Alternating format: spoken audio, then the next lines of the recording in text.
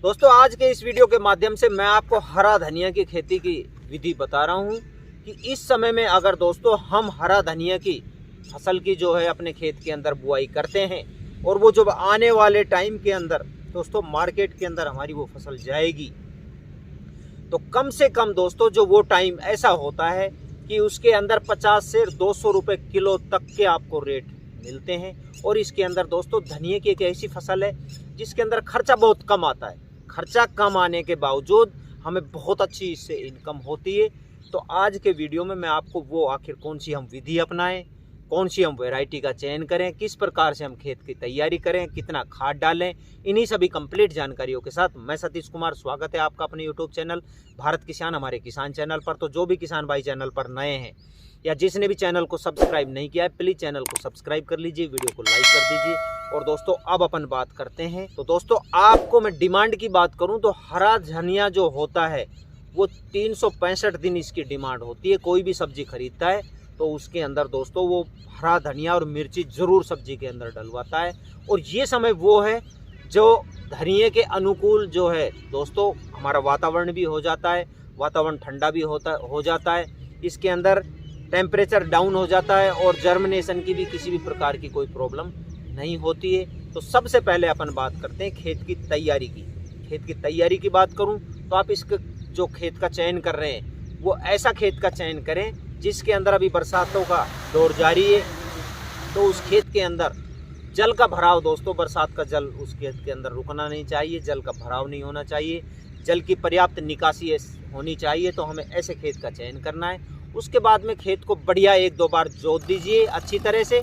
जुताई करने के बाद में दोस्तों उसके अंदर आप खाद जरूर डालिए, देसी पर एकड़ के हिसाब से आप 4 ट्रॉली खाद डाल दीजिए। उसके बाद में आप रासायनिक खाद की तरफ आते हैं तो आप उसके अंदर 30 kg DAP ले लीजिए, 20 kg यूरिया ले लीजिए और 20 kg आप उसके अंदर पोटाश डाल दीजिए। इनको सभी को अच्छी तरह से मिलाने के बाद में पूरे खेत के अंदर छिड़क दीजिए। छिड़कने के बाद में एक बार रोटेवेटर घुमा के और दोस्तों उस पर फिर बढ़िया पाटा लगा दीजिए। पाटा लगाने के बाद में अब हमारा खेत हो गया है धनिया लगाने के लिए तैयार।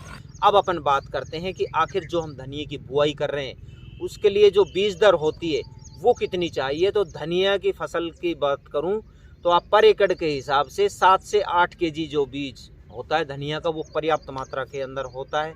अब बात करते हैं आखिर हम कौन सी वैरायटी का चयन करें। तो दोस्तों वैरायटी के साथ हमें कभी भी समझौता नहीं करना चाहिए। हाइब्रिड वैरायटी, टॉप वैरायटी का हमें सिलेक्शन करना चाहिए, क्योंकि टॉप वैरायटी हम लेते हैं तो उसके अंदर किसी भी प्रकार के रोग नहीं लगते हैं और निरोगी होकर और बढ़िया उत्पादन हमें मिलता है।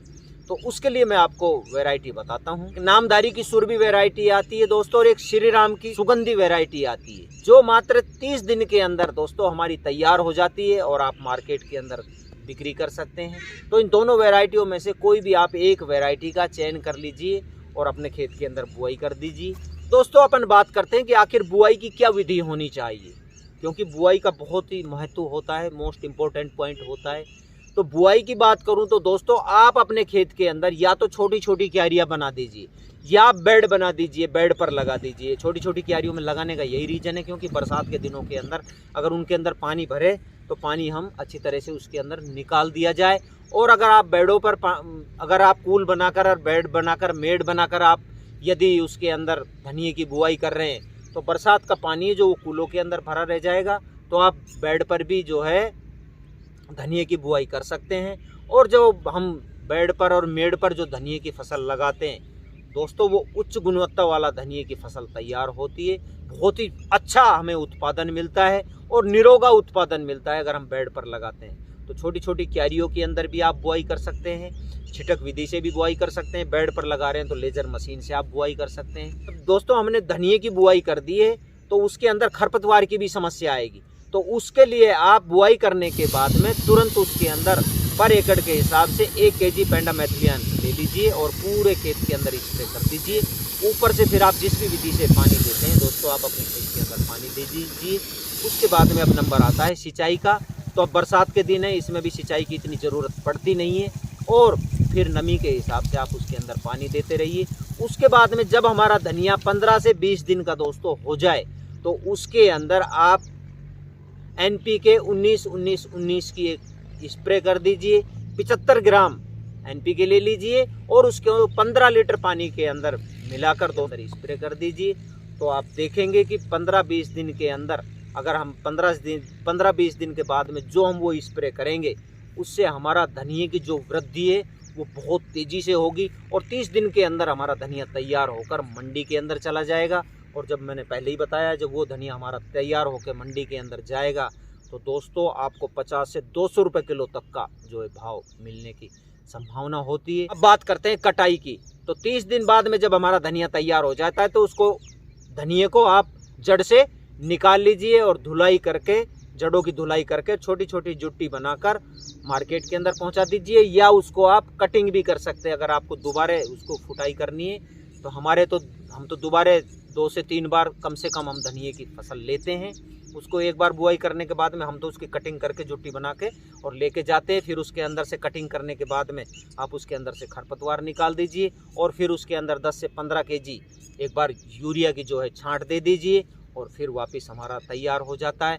या आप जड़ समेत भी उसको निकाल कर धुलाई करके और आप मार्केट के अंदर पहुंचा सकते हैं। जैसे आपके एरिया के अंदर होता है आप उस हिसाब से करें। तो दोस्तों यदि इस विधि से आप धनिये की फसल लगाएंगे, बुआई करेंगे, खाद डालेंगे और दोस्तों आप तैयार करेंगे तो आपको ऐसा कोई कारण नहीं कि आपको शानदार मुनाफा ना हो। शानदार आपको, क्योंकि आने वाले टाइम के अंदर धनिये के वो रेट मिलेंगे जो साल के सर्वश्रेष्ठ ऊंचाई पर जो छूते हैं। तो आप धनिये को इस विधि से लगाकर बहुत अच्छी पैदावार ले सकते हैं। धन्यवाद, मिलते हैं अगले।